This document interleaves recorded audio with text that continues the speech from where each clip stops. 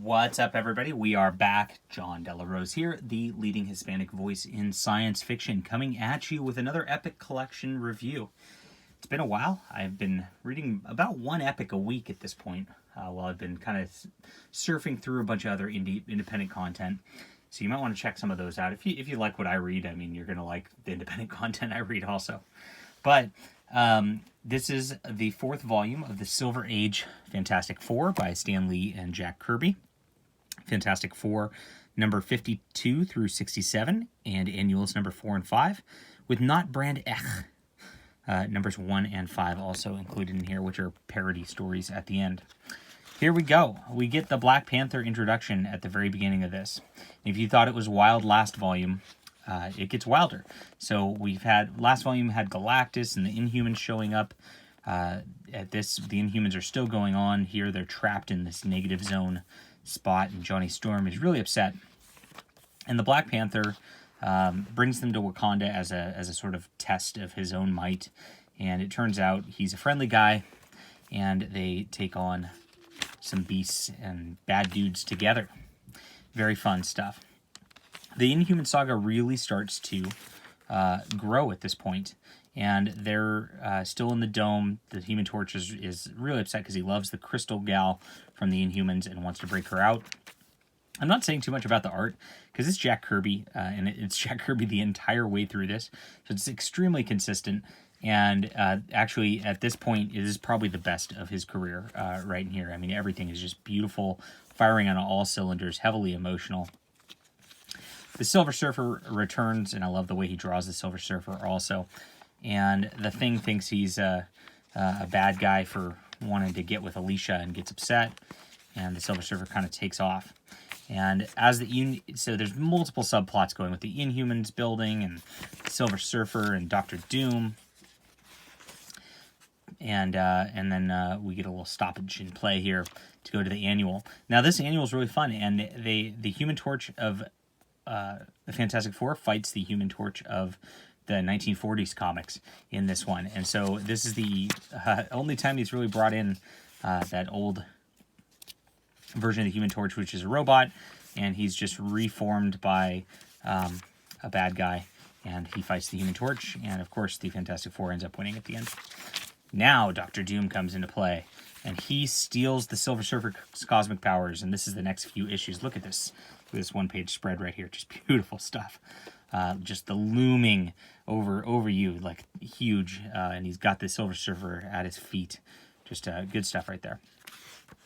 And Doctor Doom just really terrorizes everybody over the next couple issues with his powers, and of course his own hubris does him in, like usual.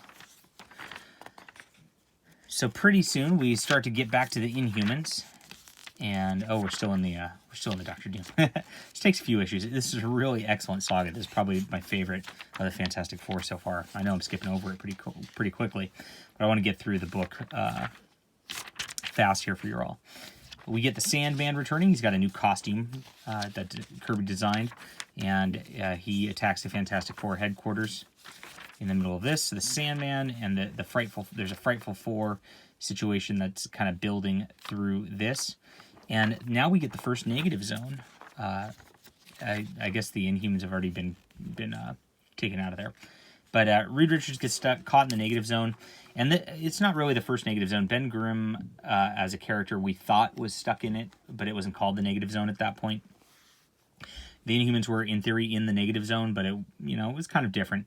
But now Reed Richards actually falls into what is classically the negative zone, which is a big concept through Fantastic Four. Here's some of Kirby's collage art. I love when he does this.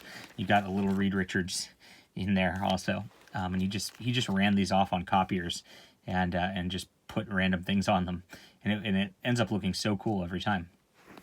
This is just so innovative. Nobody does anything like this anymore. Yeah, this is really where it gets cool on the sci-fi level, where we get this whole extra dimension of things. And the Inhumans, having returned, rescue Reed Richards. And he brings back this evil dude named Blastar into the universe. Blastar! Rawr. I love these one-page spreads. So epic. Very, very much a big Kirby thing. And he fights the Thing for the most part. And then we get a Sentry, who is a part of the Kree Empire, and this is where we get introduced to the Kree. We've introduced the Skrulls many times in here. The Kree are the other big sci-fi group in the FF world, so cool stuff right there. Nice design. And on the next one, because they killed the Sentry, the Kree Empire sends Ronan the Accuser, who becomes a big part of the Marvel Universe later also. And they get trapped in this like little dome where they have to fight him off, and he can't even believe that there's powerful humans out there. And he kind of disappears off into the sunset after that. Now there's this other storyline which has been developing the last couple issues, also just, side little... They layer them about 2-3 issues in advance, and then they put like little scenes, and then suddenly once the story ends, it hops into that story, and that's how they get the continuing stories going and making it work so well. Really great formula for doing that. And Alicia gets kidnapped and taken to this weird science place where they create this new being who's going to be the new master race, except for we're going to control them. And they can't control him, and they fight him off. And here's a little Johnny and Crystal romance, which is part of the best parts of this. I should also mention that Sue Storm... I guess we don't know that yet. We know that at this point. This is annual number 5. Sue Storm's getting faint. Oh no! This is actually a beautiful rendition of Sue Storm. One of the best in the book. And we get this Psycho Man who has these fear rays, and all of the characters, Black Panther and the Inhumans, all come together to fight him in this. But Sue Storm is left out because we learn that she's pregnant. Oh boy. And so Reed wants to protect her. Very cool. We get some nice pinups at the end of this with all the Inhumans. Beautiful Jack Kirby art. Love it. Triton looks awesome here. And there we go. And we get a little side story where this is the first like Silver Surfer real solo story. This is included in the omnibus also, and the Silver Surfer just fights Quasimodo, and it gets kind of weird with that. And then we get the parody stories at the end. I don't find these funny. I think that Not Brandak is not very fun, personally. So I just kind of skim over those usually.